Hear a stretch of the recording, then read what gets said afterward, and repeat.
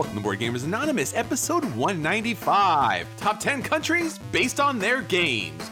We'd like to thank all our Patreon backers for helping us bring you a brand new episode.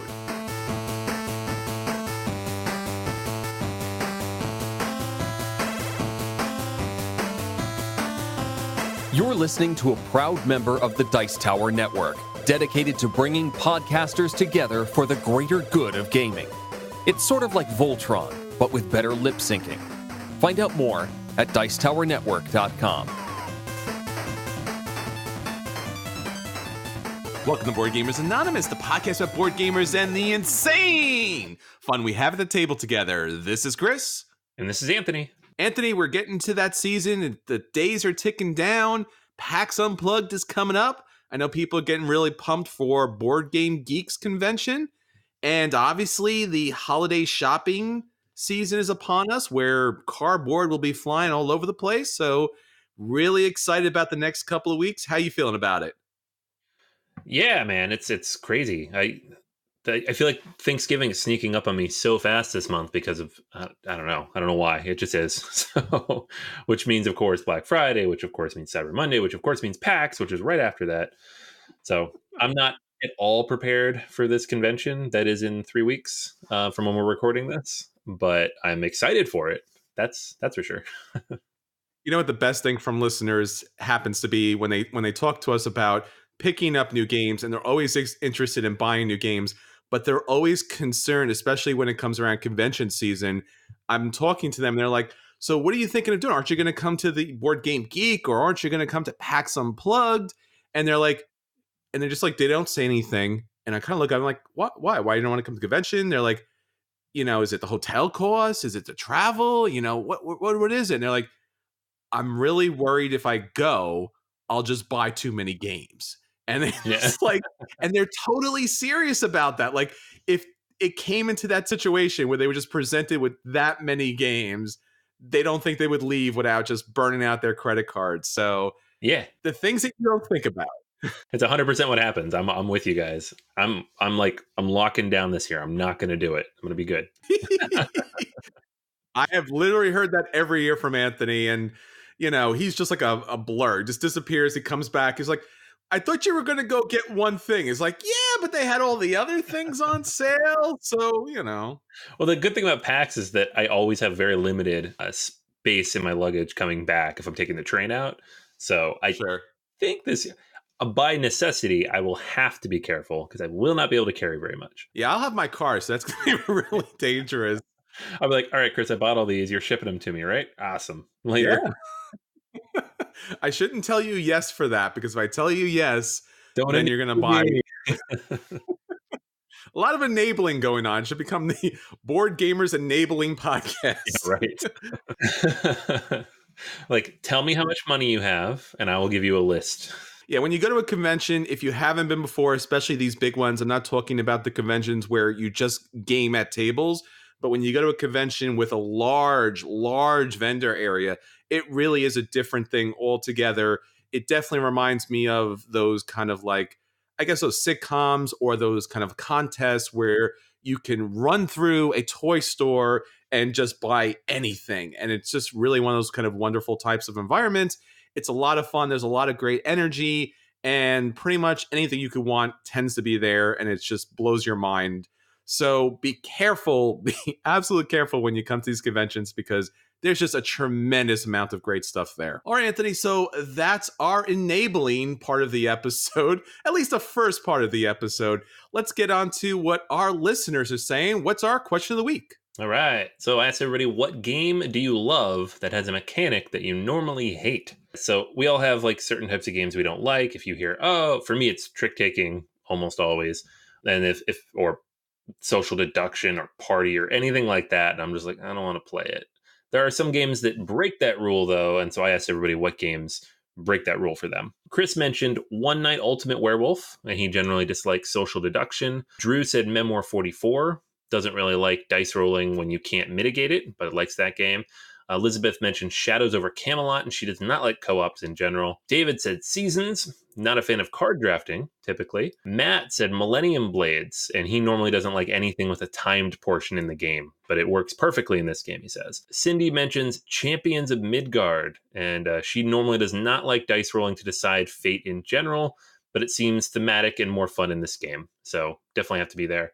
And then Brian mentioned Blood Rage. He's not a big fan of dudes on a map, area control, but it really works well here. So, like I said, I mentioned social deduction, just like Chris did. I also really generally don't like area control games. Really, any game where if you have to spend energy and actions to put something on the map and someone else can remove it from the map, not a huge fan of that. So, I also do like Blood Rage a lot, although it has a lot of other stuff that makes me like it. But the one game that really surprises me that I like so much is Bunny Kingdom. And that's because it is all the things of an area control game, but there's no removing anything from the map. So it's almost more like Go, like in terms of how you put things out. So I like how it kind of circumvents that issue that I have with that. What about you? Well, there's a couple of things. Obviously, you mentioned the social deduction games is always a little bit challenging. I do love Citadels because you're not really taking out other players, you're taking out their characters. And I guess especially probably the top ones would have to be co-op games. I generally like them, but they never seem to play well. Although Spirit Island and Defenders of the Realm happens to be probably in my top 5, top 10. It's definitely up there. They just somehow incorporate individual play and cooperative play in the perfect balance where you're not dealing with an alpha player, and yet at the same time you do need to work together. So it really has nailed that team building type of aspect without the team letting you down. Yeah, 100% agree on that. Like Spirit Island especially was like a game I actively avoided until someone talked me into playing it, and now it's one of my favorite games, period. Definitely.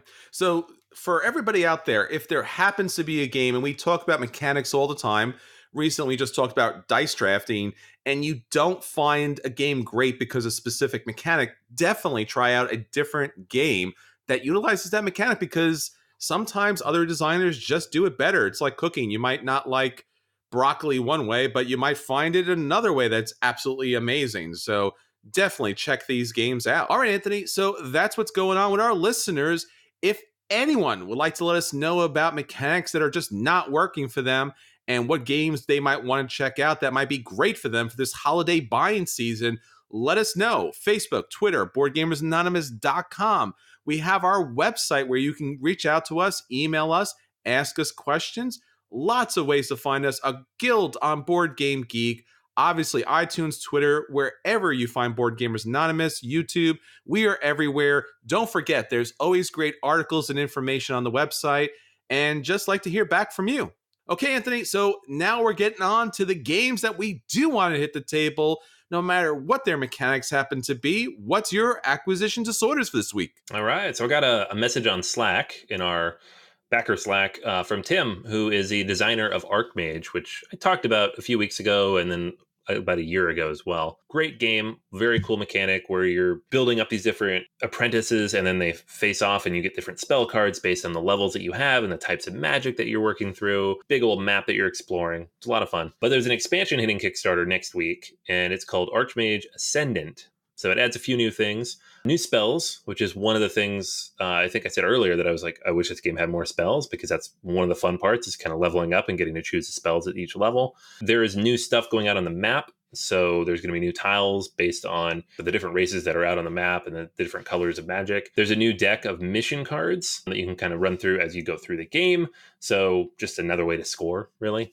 And then a new cooperative play variant for 2 people. Uses the solo variant and kind of builds it out a little bit. So now you have co-op for multiple people. So I like the variability being added in. This is a great game, but obviously anytime you add a little bit more stuff that you can do, a little bit more asymmetry, a little bit more variability to each gameplay run through, all the better. And for anybody who missed Archmage the first time through, hopefully they add all this stuff from the first Kickstarter too, so you can kind of get that base game, which is hard to find right now. So check that out on Kickstarter sometime next week, I think. And that's Archmage Ascendant. Wow, I'm really glad to see that Archmage is coming out with an expansion. More stuff is always good. And I know for me, I can't wait to actually get this game to the table. And now, maybe with an expansion too. All right, Anthony. So I picked out a special acquisition disorder, especially for you. When I saw that this game popped up, I knew this would be a game that you would absolutely positively want to pick up. It is from our friends, and I know yours, Uwe Rosenberg, Patchwork Doodle. And Patchwork Doodle is a roll and write version of Patchwork. Gimme. I thought that would do it, right? I don't have to really explain any more to the game, do I? No, we're good. Where do I get it? That's what I want to know. Yeah, I think they talked about it at Essen, and there was some demos over there, but the game is not out yet. Hopefully, it'll be out soon. And basically, what you're looking at, if you haven't played Patchwork before, Patchwork is all about polyominoes, and you have these polyominoes in a circle. And basically, when it comes to your turn, you're going to take one of these pieces and fit it into your little patchwork grid of 9x9. And what you really want to do is obviously score points, and every spot you don't have, you're going to lose points. So that's basically very, very, very basic version of Patchwork. It's definitely something you should get out and buy. I highly recommend that game. Great 2-player game. The app is excellent as well. But with this roll and write version of Patchwork Doodle, basically what you're going to do is kind of a little bit of the same. Instead of actually having the pieces out there, there are going to be polyomino cards out there. One card's going to be selected, and then you're going to have to draw that on your board. So really what you're trying to do is very similar, but actually without the pieces, and a lot more art kind of skill and a little more strategy skill is kind of put into here. So this little rabbit's going to bounce around. You'll see what you end up with. You'll try to add it to your little layout there, trying to kind of cover up as much spots as possible on the board. And there are special actions in the board. So you can choose a different card if possible. You can also cut your polyomino up into 2 pieces, adding them to your grid. You can fill in a 1x1 spot, which is really, really important. If you've ever played Patchwork before, that's essential. And you could do one of those actions a second time. So there are some special actions that kind of change the game up a little bit. Obviously, drawing in these shapes is going to be a lot of fun. And, it looks like something that probably is going to hit the table a lot. And I know Anthony's going to want to get to the table, and so am I. Yes. I didn't know this was coming, so this probably would have been my acquisition. He stole it. I win. Ah. I win all the acquisition disorders. So there's one game that you'll be picking up at the next convention, I'm sure. Yeah. It's small, too. Fit in my pocket. All right, Anthony. So that's our acquisition disorders, and especially your acquisition disorder. Let's talk about the games that are hitting the table. All right, so we're going to let you know if those games are a buy, and you should run out and pick those games up. If those games are a play, and you should sit down and play them. If those games are a dodge, and you should avoid them all costs. Or if the games are the dreaded burn, and those games don't even deserve to be part of your collection. All right, Anthony, so what do you have for us this week? All right, this is a game I've been waiting for eagerly since Origins when I first got a chance to try it, and that's Teotihuacan. This is the newest game from Daniel Tascini. He is one of the co-designers on Zolkin, the Mayan Calendar, Voyages of Marco Polo, Council of Four, 3 of my favorite games. And this is his newest, and it's been buzzed about for a while. I think has been floating around in playable format for most of 2018, but now it's finally hitting US shores, and we have a chance to pick it up and can tell you guys about it. So this is a game very similar to Zolkin in terms of theme. You are building a pyramid in the City of Gods, and the board is this massive modular piece that kind of represents that city. At first glance, it looks a little busy. There's a lot of stuff going on. There's a lot of little different spots, but iconography wise and layout, it all makes sense. It all works very seamlessly together kind of once you get it all set up. Setup is a bit of a bear, and part of the reason for that is that it is a very modular game. There are 8 different action spots on the board, and you'll be moving around them kind of in a rondelle style. And of those 8, 6 of them are modular. So you have these 6 boards, and you're going to shuffle them up and place them out there. Each of those actions lets you do something different, which we'll get to in a second.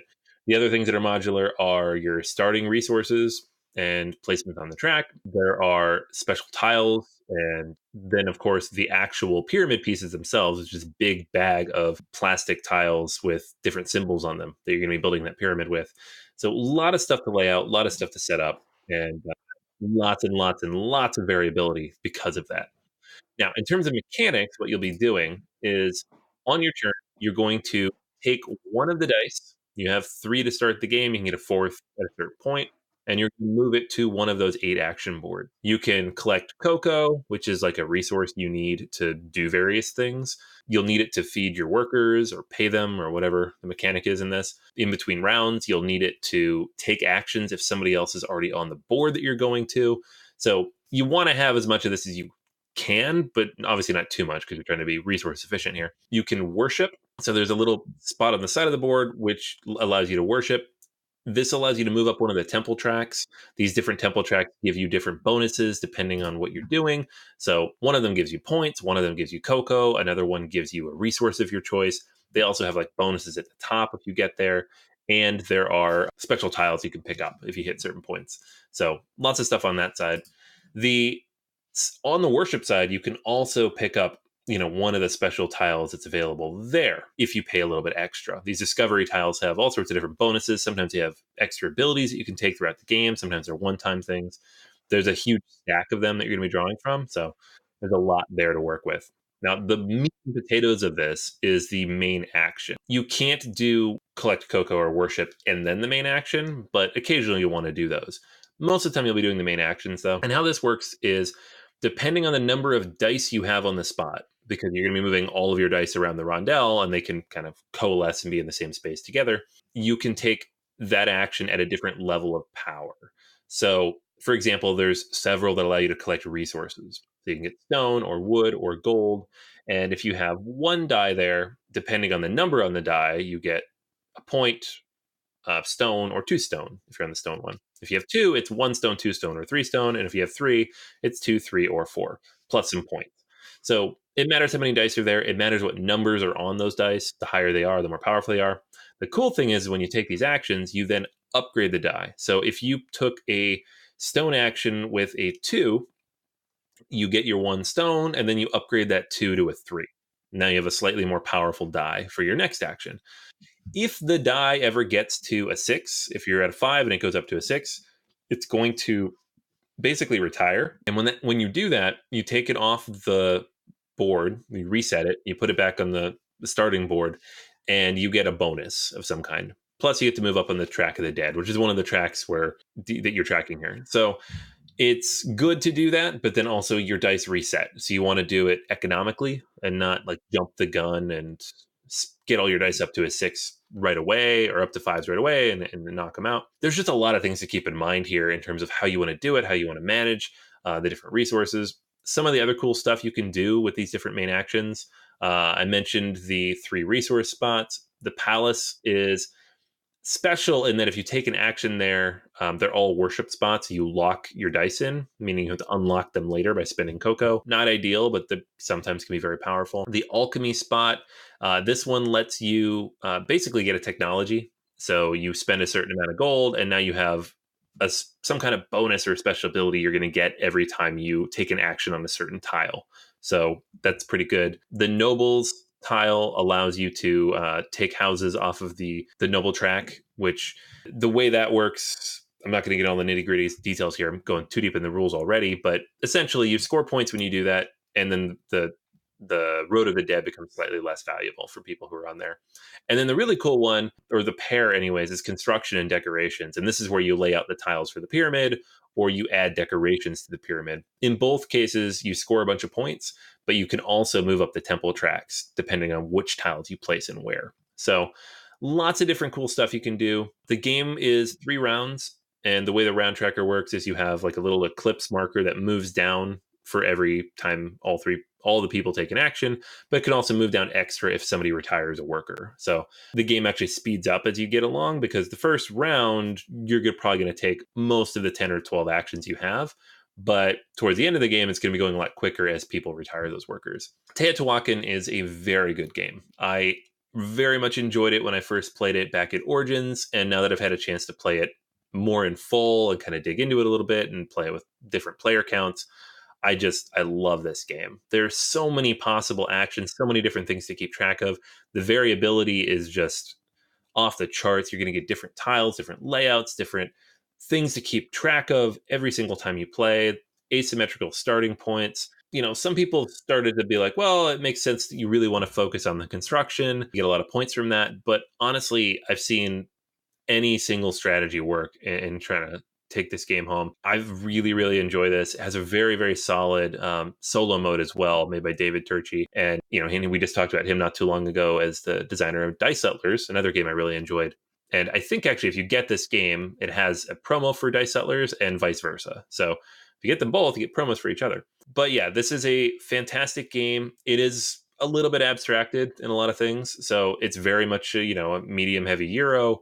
If you are looking for a lot of theme, it's not necessarily here. I know some people have compared it to Zolkin, but I don't think that's necessarily good to do, because when you sit down to play it, you're building the pyramid, yes, and you are working on the city, yes, and it is a South American, civilization that you're working with. But other than that, it's doesn't have a ton in common there. I mean, it does have some of those similar things that he has in a lot of his games in terms of like the starting powers and the way things are laid out, kind of the rondellish nature of things, and how your workers are kind of managed. But overall, it's its own beast, and it's very, very good. So if you like Euros, if you like any of the other games that I talked about there, really, if you like Euros in general, you owe it to yourself to play this one. And I give it a very strong buy. So probably one of the best games I've played this year so far. That's Teotihuacan. All right, Anthony, you convinced me. Where's my copy? Yeah, right. Yeah, they should have it at PAX. There you go. So I'm helping you take home stuff now. There you go. So you would say could be one of the candidates for best games of the year, huh? I think so. Yeah. I mean, it hasn't been like the strongest of all years either. So like, I'm trying to think like what games have jumped out at me as amazing this year, and this one's right at the top of the list. So yeah, in terms of Euros, this is probably my favorite so far. Wow. All right. Well, I'm going to bring some Ameritrash to the table now. I'm going to talk about a recent expansion that came out from Smash Up. Smash Up's Oops, You Did It Again. Definitely not a Euro game. Now, this expansion adds some really fun stuff to the Smash Up universe. If you haven't played Smash Up before, it's pretty easy. Smash Up is all about smashing up two different genres of decks. So, for example, in this expansion, Smash Up Oops, You Did It Again, we are looking at cowboys, Vikings, samurai, and ancient Egyptians, or probably better to say mummies here in this game. And you are going to pick two different factions. You are going to shuffle those together or smash them up. And then you are going to play cards that are going to be either minions or actions. On your turn, you're going to play one of each. And based upon what the action allows you to do and what the minion allows you to do on a particular base, you may be able to play more or enact special abilities based upon that card's text. And on those specific bases, you are trying to reach a certain number in order to score points. Once it hits that number, it breaks. And based on whoever has the most points, second and third, they will score points based upon that base. Typically, those bases have a special ability that may now activate or activate throughout the game. And whoever has the most points at the end of the game wins. Pretty simple, right? Not too hard. So as I mentioned, this Smash Up expansion, Oops, I Did It Again, has 4 new factions. Now, what's unique about these factions? Well, first off, Vikings are really cool because Vikings are all about bringing back great warriors from the dead. So it's all about Valhalla, right? Now, what's interesting about that is not only are you going to have some really kick-ass warriors yourself, but you're going to be able to go into other people's discard piles, pick out one of their warriors, and put that into play. So now it's not only about your great warriors, but it can be also about your opponent's great warriors as well. It's pretty sneaky there. Now, samurai are somewhat similar because samurai are all about honor. So they are going to be able to duel in the game, which you'll be able to match up with another card, another minion that's there. And based upon your power versus their power and any additional tokens or special abilities, you may be able to knock them out. Now, if you don't knock them out and you lose, your character goes to your discard pile, but because they're samurai and all about honor, even if they lose in an honorable battle, you can score points or activate special abilities. So that works out really well. And talking about dueling, cowboys are all about duels. So they're going to jump on a base, they're going to challenge another minion to a duel, and their deck is all about buffing up their minions in order to take out the other characters. And that's basically how they work. And ancient Egyptians have a really cool mechanic because it's all about burying their dead.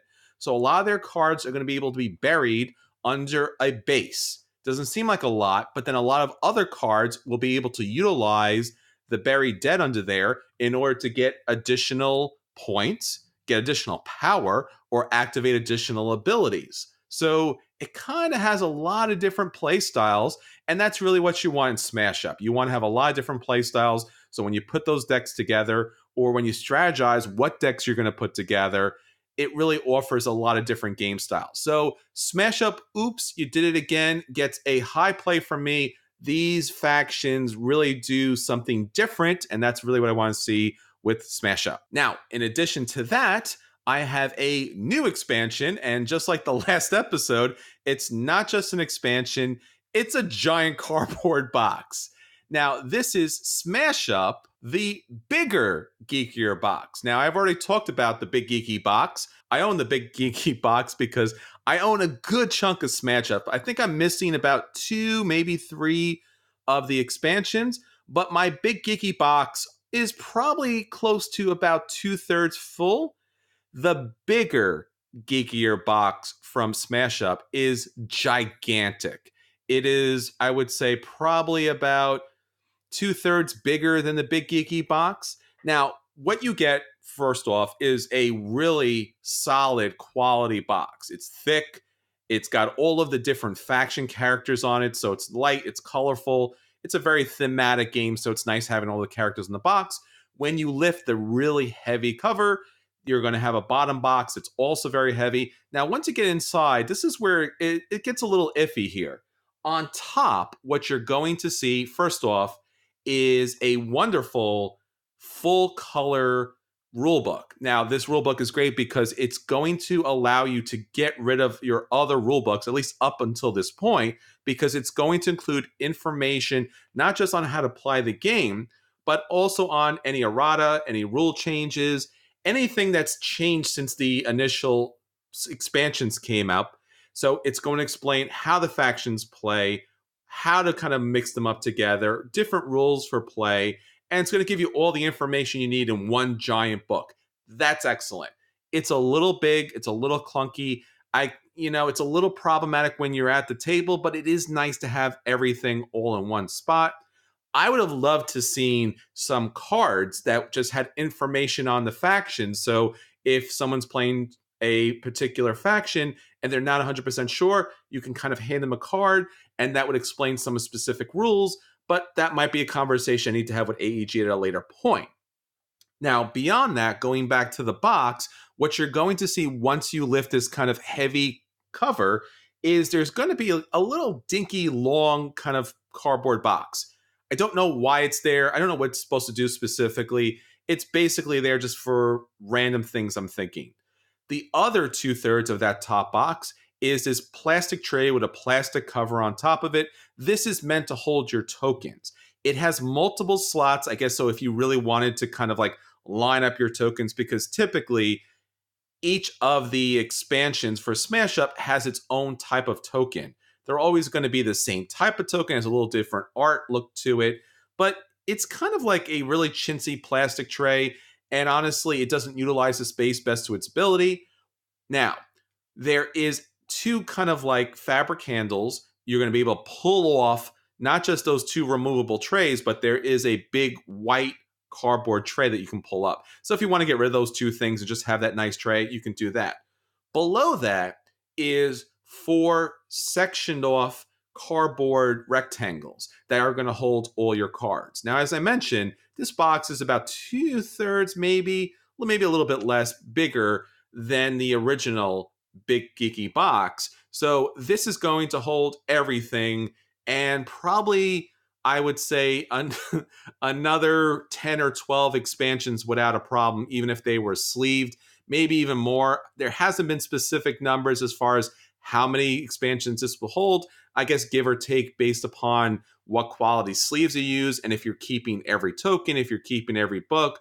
But if you are a Smash Up fanatic and if you have collected all of the expansions, then I would say that the Smash Up, the bigger, geekier box, is something you should buy.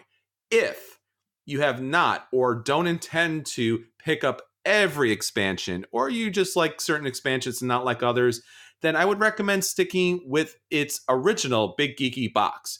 Now, there's one thing I want to mention, because if you haven't picked up the previous box, you may not know there are plastic dividers with both boxes. So if you haven't picked up either box before and you're working out some way that you have on your own to kind of separate everything, you might want to pick up these boxes just for the dividers. The original Big Geeky box had the Geek faction in it.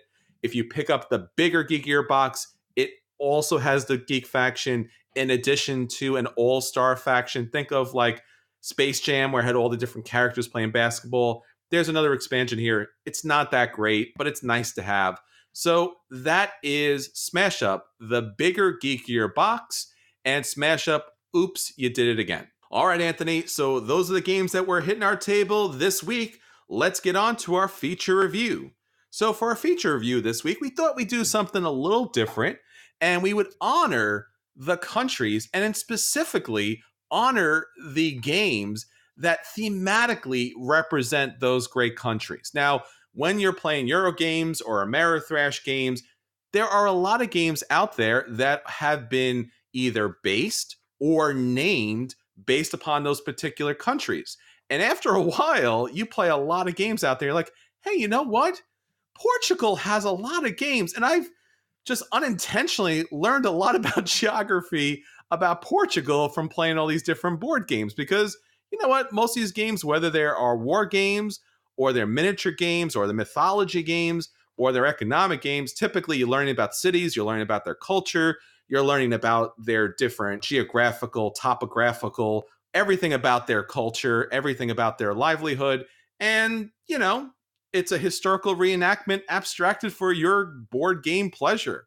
So we are going to talk about the best countries because they have the best games. And because it's America, man, we got to rank them as a top 10. All right, Anthony. So here we go with our Olympic Games of board games out there, our top 10 list. So, Anthony, why don't you start us off with our number 10 country and the great games? All right, number 10 is Greece. And we all know why Greece is up here on the list because of all of the games set in ancient Greece and mythology around that and everything else. If you look at the ranked list on BGG, we've got Santorini, we've got Command and Colors Ancients, which is considered by many to be the best edition of Command and Colors, Cyclades, Spartacus, Game of Blood and Treachery, Mythic Battles Pantheon, Elysium, Mare Nostrum Empires, the Oracle of Delphi, and that's just the first page. So Greece has a lot of fantastic games based on the mythology, the ancient texts, the Odyssey, everything that you think about when you think about ancient Greece. Lots and lots of cool stuff here. And that's why it's our number 10 country. Our number 9 is China. Now, China has some outstanding games, probably some that you know. Tishu, In the Year of the Dragon, At the Gates of Loyang, Zhangguo, Lanterns, The Harvest Festival, Three Kingdoms Redux, and just so many great, interesting games out there that we can kind of go here for quite some time. I know Yellow Yangtze just recently came out, and that's hitting the table. So that's our number 9, China. All right, number 8, we have the granddaddy of all Euro games, Germany. And of course, because so many games are produced in Germany, there are a lot of games about Germany. At the very top of the list, and Power Grid shows up for pretty much all of these countries, but of all the countries, the original maps, you got to go with Power Grid there for Germany, as well as Fields of Arle, Castles of Mad King Ludwig, Hansa Teutonica, it's a classic. Demacher is like the grail game for fans of German politics. Glass Road, Ticket to Ride Markland, Turn in Taxis, Wallenstein, and so many more. I mean, there you could go forever. There are so many Euro games based on Germany, German history, farming in Germany. Lots and lots of fantastic games. All right, our number 7 is England. Our Great Britain ally has so many great games out here. Now, they're not just war games. There are a lot of great games that have been hitting the table recently.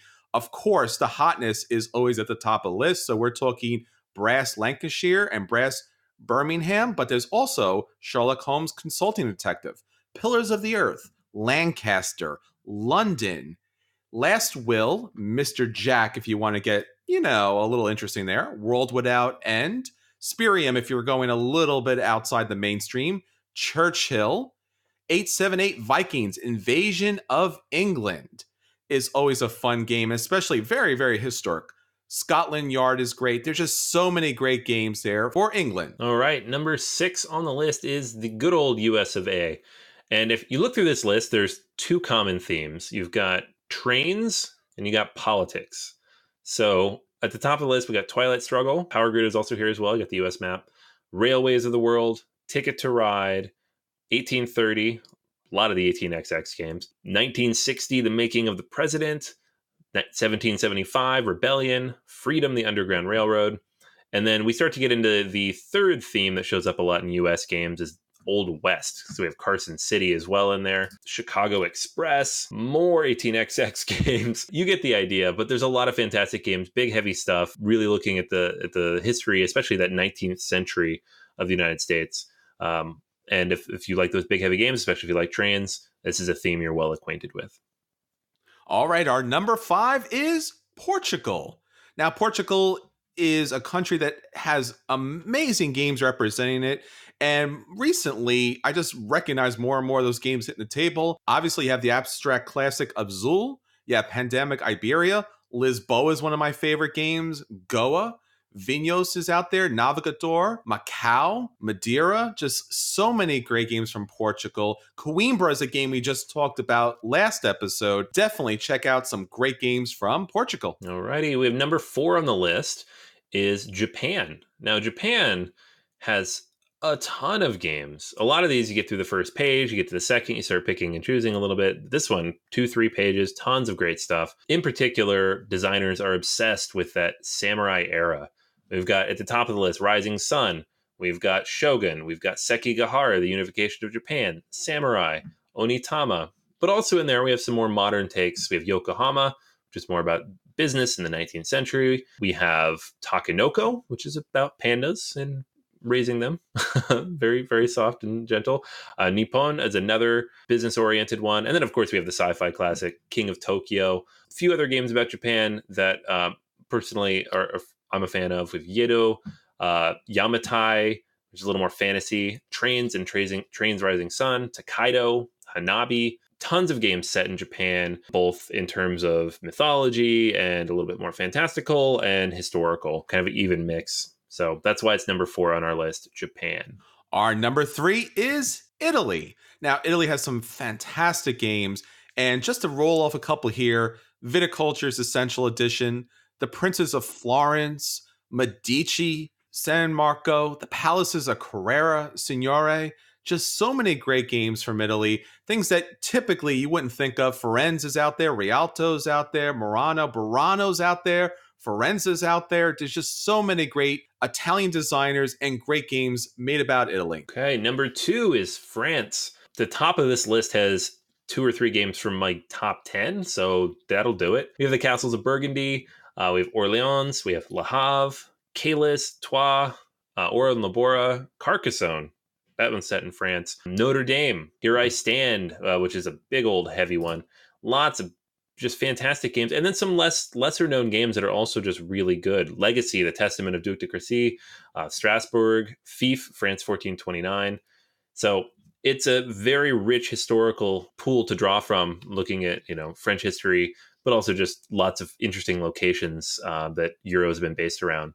And that's why it's our number 2. And our number 1 country for the best themed games is Egypt. Now, Egypt has some fantastic games. Typically, these are more of the classic games. Either it goes back into its mythology or modern day construction of the pyramids.